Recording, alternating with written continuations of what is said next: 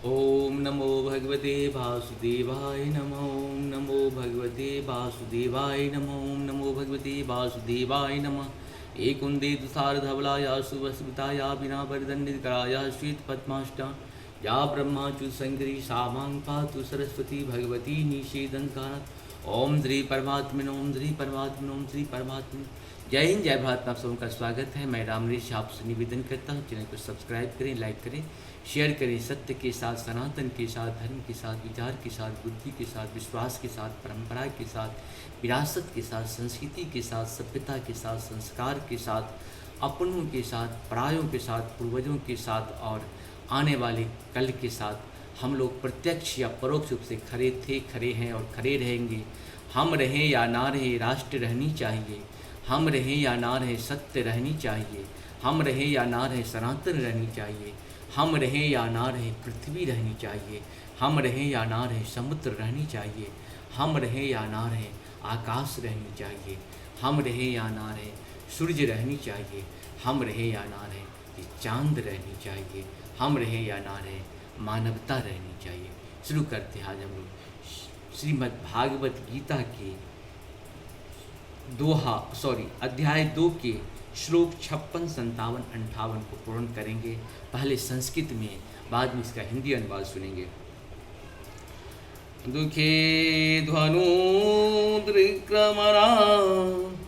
सुखेषु विगत स्पृहा वीतराग भय क्रोध स्थित धीमुनिरुच्यते। अर्थात जो त्रय तापों के होने पर भी मन में विचलित नहीं होता अथवा सुख में प्रसन्न नहीं होता और जो आसक्ति, भय तथा क्रोध से मुक्त है, वह स्थिर मन वाला मुनि कहलाता है।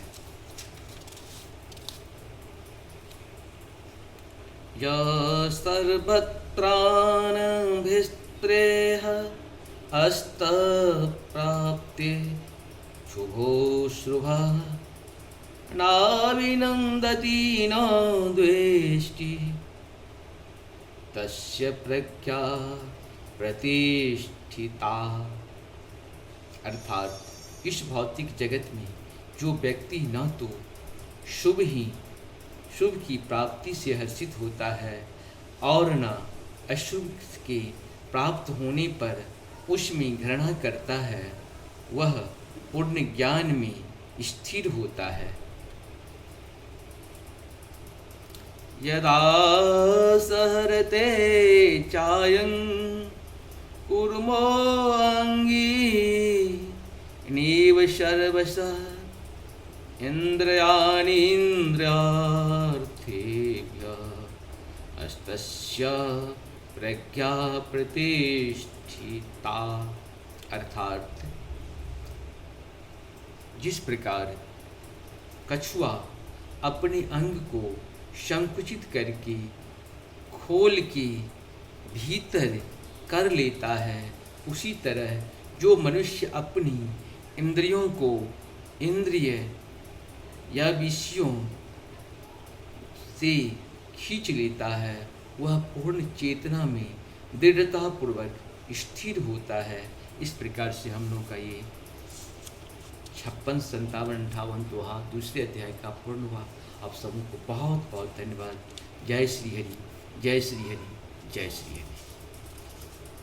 जीवन है तो धर्म का पालन करें, क्योंकि मनुष्य का तन ही, मनुष्य के ही जो कुछ मिला है। बहुत सारे वर्षों तक हम लोगों ने तपस्या किया था, पुण्य अर्जन किए थे, तब जाके मनुष्य बने हैं। इस जन्म में, मनुष्य जन्म में इतना पुण्य अर्जन करें, इतना पुण्य अर्जन करें कि देवलोक में हम लोग चले जाएं। ऐसा प्रयास करें और ये तभी होगा जब हम शास्त्र का बार बार सुनेंगे, बहुत बार सुनेंगे और सुनते सुनते ही हम लोगों की मुक्ति हो जाएगी। जय श्री हरि, जय श्री हरि।